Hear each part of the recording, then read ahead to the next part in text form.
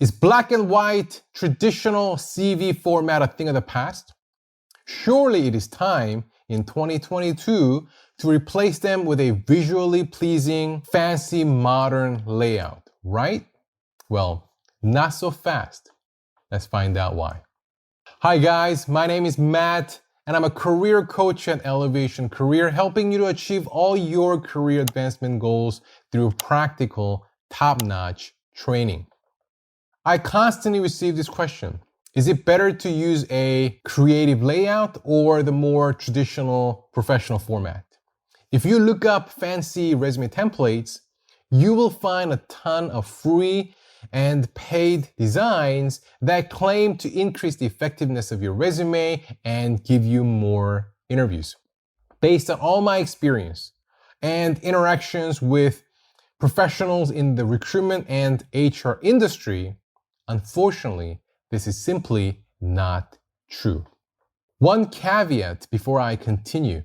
The tips in this video are not for design or art-related industries where there is often an expectation to showcase your creativity even in your CV.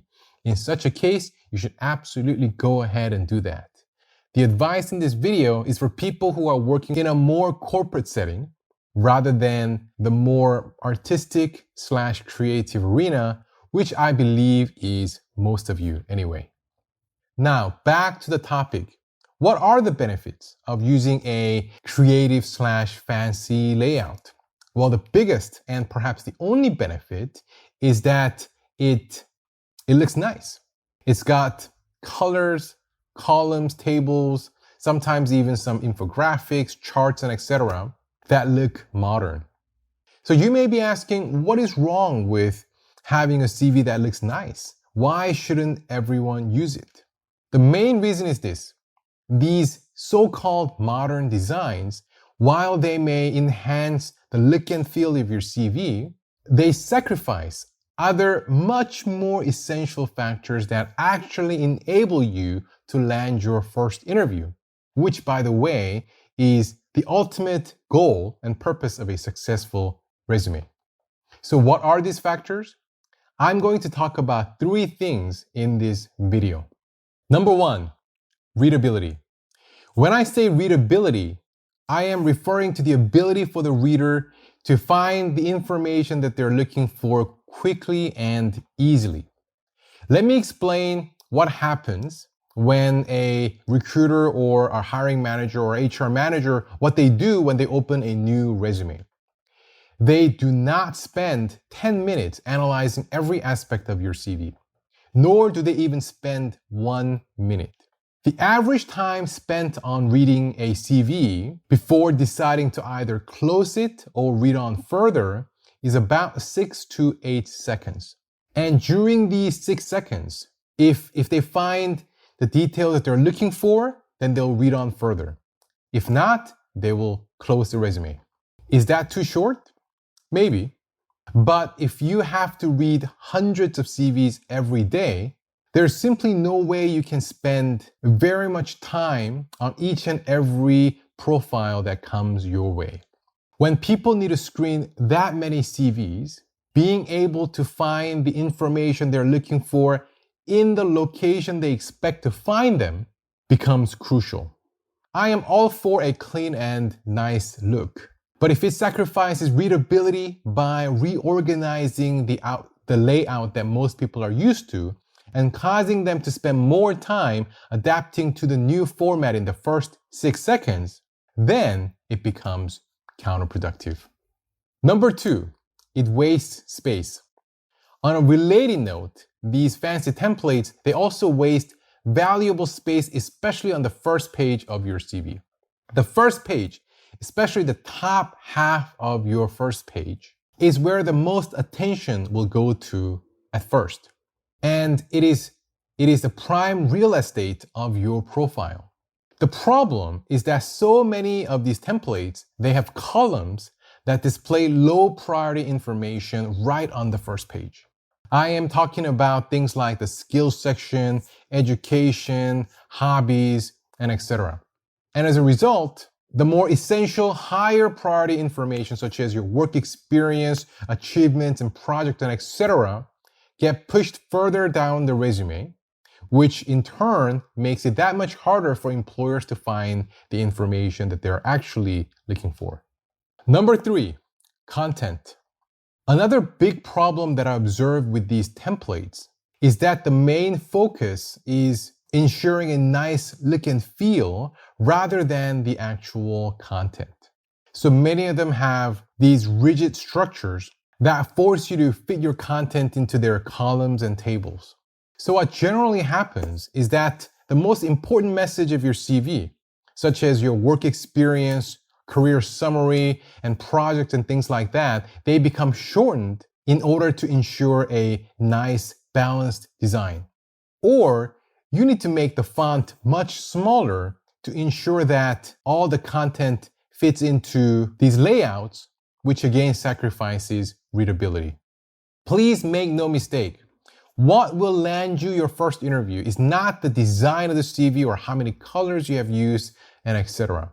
The decisive factor is the content, detailed, engaging description of your most relevant experience written in a clear and easy to read manner is what will ultimately lead to your success. And instead of just talking about it, let me show you what I mean by going through some of the templates I have found online. I did not modify them or change them for the purpose of this video. These are the ones that I found on the internet being advertised as great templates that you can use. I'm just going to show you 2 templates that I found on the internet, and I will show you why these designs are actually counterproductive. Okay, here is the first example. First, you do not need to include your photo in your resume unless you know that this is a required practice where you apply for your job. You should not include your picture in your CV. It is recommended that you do not include your picture in your CV. Now, when you look at this format, sure, it is visually pleasing, which is a strength of these fancy layouts. But here are the problems. The first problem is you have this big column that takes up 1/3 of the entire page. And then you fill it with non-essential information such as skills and language that should really come at the end of the resume. But by placing them here, what you're essentially doing is you emphasize these non-essential information and you encourage the employers to read them first, which is not what you want. Second, because you dedicated a big chunk of the first page to less than important details, you have less space for the content that really matters. As a result, what I have found is that most of these templates make the font of the main section really small, like here, to make them fit into their design, which make it that much harder to read. Again, at the end of the day, it's not the fancy design, but the content of the CV that'll get you the interview. When the employer has to go through hundreds of CVs every day, if they find the content difficult to read or cannot find the details you're looking for right away, they will move on to the next one. And here is a second example. This one doesn't have a photo, which is good, but again, the column takes up more than 1/3 of the page. And same as last example, all the non-essential information is emphasized here, including education, expertise/skills, and etc., which is not what the HR or the hiring manager is ultimately interested in. In this template, the font of the main section, like the profile summary or profile info and work experience, it is bigger. However, you can see that you cannot include any significant amount of information if you want to adhere to the design. As you can imagine, if you go on to the second and third pages, you will have this humongous column that is left blank and will completely waste more space. Your resume summary and work experience are the 2 most crucial information, and these so-called modern layouts make them harder to read by bringing your attention to other less than important details, and this is the main problem. Lastly, let's also look at an example of a good resume. Here, this one looks clean and professional with a good amount of white space.